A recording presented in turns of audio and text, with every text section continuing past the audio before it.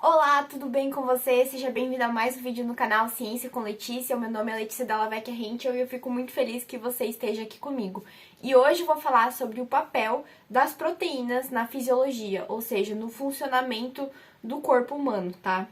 Estou falando de fisiologia humana especificamente, mas isso também se aplica, enfim, a outros animais e outros organismos vivos, tá? Então eu queria começar basicamente pelas funções das proteínas. É meio que uma revisão de bioquímica também, mas é um conceito introdutório que vai ser essencial para o entendimento da fisiologia, tá? Então, as proteínas, elas são basicamente um conjunto de aminoácidos unidos por ligações peptídicas, tá? E elas têm uma conformação, uma estrutura terciária que garante que ela tenha uma função, tá? Então, quando essa proteína está num estado tridimensional, na sua conformação adequada, ela acaba por ter uma função dentro do nosso organismo. E as proteínas, então, elas são as responsáveis por várias funções no nosso corpo. E eu vou citar aqui 7 das funções que são as principais. E lembrando que eu estou usando a bibliografia de Silverthorne, Fisiologia Humana, uma abordagem integrada, se eu não me engano, é o nome do livro. Que é o que eu estou usando como referência aqui para gravar os meus vídeos dessa série de fisiologia, tá? Então, as proteínas, elas podem servir, por exemplo, como eu falei, são 7 funções. Então, elas podem ser proteínas receptores. Então, elas estão na membrana celular, por exemplo, ou mesmo no interior da célula, e elas estão ali, meio que aguardando que um ligante se ligue ali para que ela possa sinalizar alguma coisa para dentro. Então, temos receptores de membrana. Nós temos também moléculas sinalizadoras, que podem ser o próprio ligante que vai se ligar nesse receptor.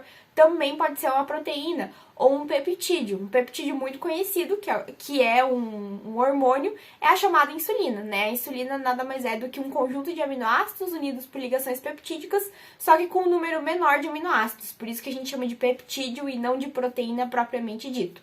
E essa insulina, então, ela vai se ligar, por exemplo, no seu receptor e vai causar uma sinalização intracelular, consequentemente, uma cadeia de sinalização. Então, a proteína, como eu falei, ela pode ser uma molécula receptora, ela pode ser uma molécula sinalizadora, ela também pode ser uma enzima, que é basicamente um catalisador, né? Ou seja, uma partícula, né? Uma proteína que acelera a velocidade de reação de uma reação química. Então, pega qualquer reação metabólica aí que acontece no nosso corpo, a enzima vai ser uma proteína responsável por catalisar essa reação, ou seja, acelerar a velocidade dessa reação. Então, ela pode unir, por exemplo, um substrato com outro e formar um produto, tá? Então, a gente tem milhares de exemplos disso no nosso organismo. A gente pode pegar, por exemplo, a glicose, que ela é quebrada, ela é fosforilada pela hexoquinase. Então, ela é fosforilada no carbono 6, formando a glicose 6-fosfato, que é o início da via glicolítica. E isso é um passo muito importante da via, que é catalisado, então, por uma enzima, que é uma proteína, tá? Outro ponto, uma proteína também pode ser uma proteína transportadora, ou seja, ela pode estar lá na membrana celular, fazendo com que moléculas entrem ou saiam da célula, né? Porque a nossa membrana plasmática é uma membrana seletivamente permeável, então nem tudo entra e nem tudo sai. A gente tem uma limitação. Então, um exemplo de transportador muito conhecido é o glute, que é justamente o transportador de glicose, tá? Então, ele vai estar lá na membrana, eventualmente, dependendo da concentração da glicose e dependendo também do tipo de transportador, ele vai conseguir captar essa glicose e colocar para dentro da célula. Então, a proteína também tem essa função transportadora. E ela não é só transportadora de membrana, mas ela também pode ser ligante para transportar substâncias pelo nosso corpo. Vamos pensar na nossa corrente sanguínea. O sangue é composto por uma grande porcentagem de água. Então, moléculas que são apolares, ou seja, que são hidrofóbicas, elas não conseguem ser transportadas livremente no nosso sangue, né? Então, para isso, nós precisamos de proteínas que se liguem a essas moléculas apolares e hidrofóbicas para que a gente consiga transportar. E um exemplo clássico disso é o colesterol, por exemplo. Então, sabe aquela história do HDL, do LDL? Né? O HDL, por exemplo, nada mais é do que uma lipoproteína de alta densidade. Então, é uma proteína ligada com gorduras, né, com lipídios e com colesterol, que faz o transporte reverso de colesterol para o fígado. Então, por quê? Porque o colesterol ele não consegue ser transportado livremente com facilidade no sangue. Então, ele precisa dessa proteína que vai se ligar com ele e vai fazer com que o transporte seja possível no nosso organismo. Além disso, as proteínas também podem ser anticorpos, né, que são também chamadas de imunoglobulinas, que basicamente são proteínas que podem neutralizar agentes invasores, pode se ligar, pode ativar uma resposta imunológica. Não é o foco disso, não vou entrar em detalhes nisso, mas saiba que é um importante papel no sistema imunológico, no sistema de defesa e também de reconhecimento de agentes dentro do nosso organismo.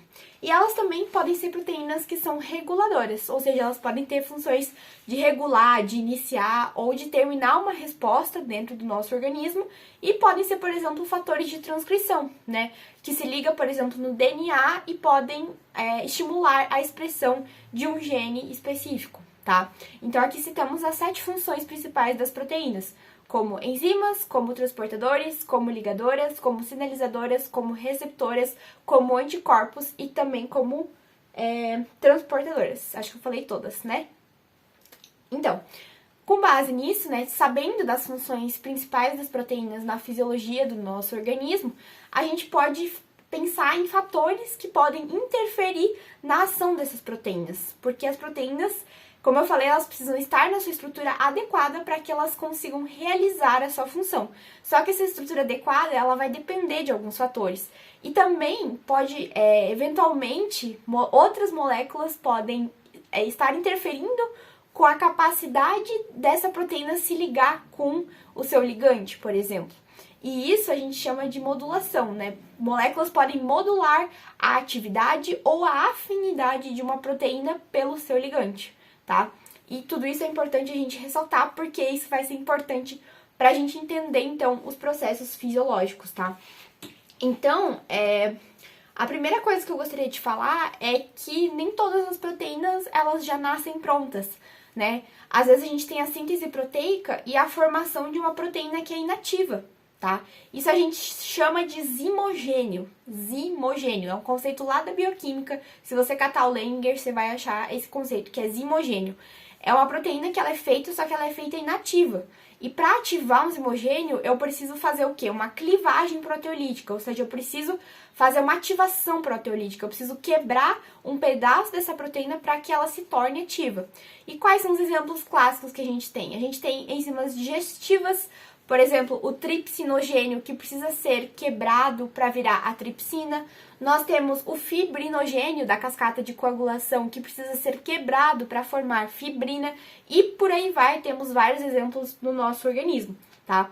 Então, a ativação proteolítica é um importante regulador da função de proteínas, porque elas estão inativas até que algo aconteça para que elas estejam ativas, tá? Então, algumas proteínas são zimogênios, ou seja, são essas proteínas que nascem inativas, tá?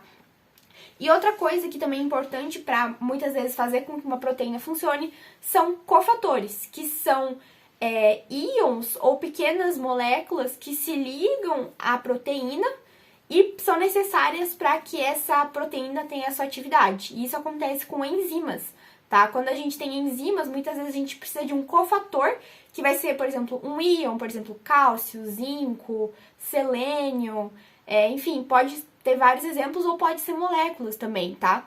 E esses íons e moléculas podem se ligar à estrutura dessa enzima, lá no sítio, por exemplo, de ligação, mudar a conformação ou talvez a ligação com o aminoácido e isso fazer com que a enzima esteja na sua conformação ideal para que o substrato se ligue lá e ela consiga fazer a sua reação química, catalisar aquela reação química, tá? Então esses dois pontos, a ativação proteolítica e o cofator, podem ser importantes para o funcionamento adequado de uma proteína no nosso organismo.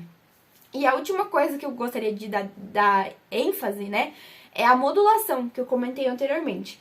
Como que a gente pode... O que é, na verdade, vamos conceituar primeiro, né? O que é modular a atividade de uma proteína? É você modificar, alterar a sua atividade ou também a sua capacidade de se ligar a um ligante específico, tá? Então, modular é uma forma de você controlar, de você regular certas respostas no nosso organismo, porque você pode deixar uma proteína mais afim do seu ligante, menos afim do seu ligante, você pode ativar uma proteína, você pode desativar uma proteína. Isso você pode fazer mudando a sua estrutura. E tudo isso acontece, então, com ligações de moléculas ou outras estruturas químicas que podem se ligar à proteína e fazer com que ela mude a sua conformação. Mudando a sua conformação, ela pode mudar, consequentemente, a sua atividade ou a sua afinidade. Tudo bem?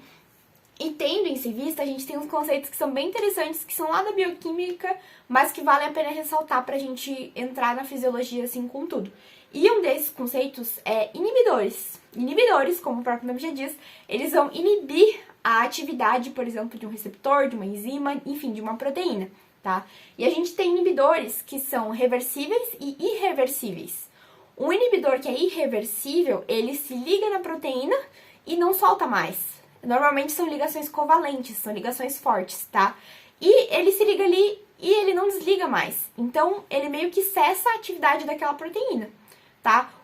Essa proteína só vai poder atuar de novo quando ela for degradada e uma nova proteína for sintetizada. Já quando a gente tem um inibidor reversível, a gente tem a chance de ele desligar e ligar, desligar e ligar. Quando ele tá ligado, ele inibe a atividade. Quando ele tá desligado, ele passa a deixar a atividade liberada, digamos assim. E um exemplo clássico disso é um inibidor competitivo. Como o próprio nome já diz, ele vai competir com o ligante. Se a gente tem um ligante que faz o efeito, a gente tem um inibidor competitivo, pode ter um inibidor competitivo, que vai se ligar no mesmo sítio de ligação e vai fazer com que menos quantidade do ligante se ligue naquela proteína, tá? Então ele vai literalmente competir com o ligante pelo sítio de ligação. E isso pode fazer com que, se você tiver uma razão maior de inibidor competitivo, faça com que a ação daquela proteína seja diminuída, porque menos ligante vai conseguir se ligar naquela proteína, tá? E, inclusive, pensando em farmacologia, a gente tem muitos exemplos disso. Quando algum fármaco, por exemplo, se liga num receptor e impede que o ligante original se ligue, tá? Ou estimula, né, o receptor. Tem os dois exemplos. No caso, a gente pode ter, por exemplo, um antagonista. O que é um antagonista? Um antagonista é uma molécula que tem uma estrutura parecida com o ligante original, mas quando ele se liga no receptor, em vez de ativar o receptor, ele não faz nada. Então, ele impede que o ligante se ligue e, por isso, ele faz com que aquele receptor não desencadeie uma resposta dentro da célula. Então, é um exemplo bem interessante quando falamos de inibidores, tá? E também temos os moduladores, tá? Alostéricos. O que é um modulador alostérico? Quando a gente tem uma proteína, né, a gente tem que pensar que uma proteína é gigante, ela tem vários e vários aminoácidos, tá? Claro que temos proteínas de diferentes tamanhos. Mas, o que faz o modulador alostérico? Vamos com calma.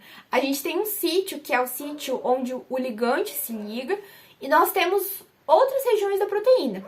O modulador alostérico, ele pode se ligar aqui, e se ligando aqui, ele causa uma mudança estérica nessa parte do sítio de ligação, do ligante, e esse sítio passa a ter uma conformação diferente.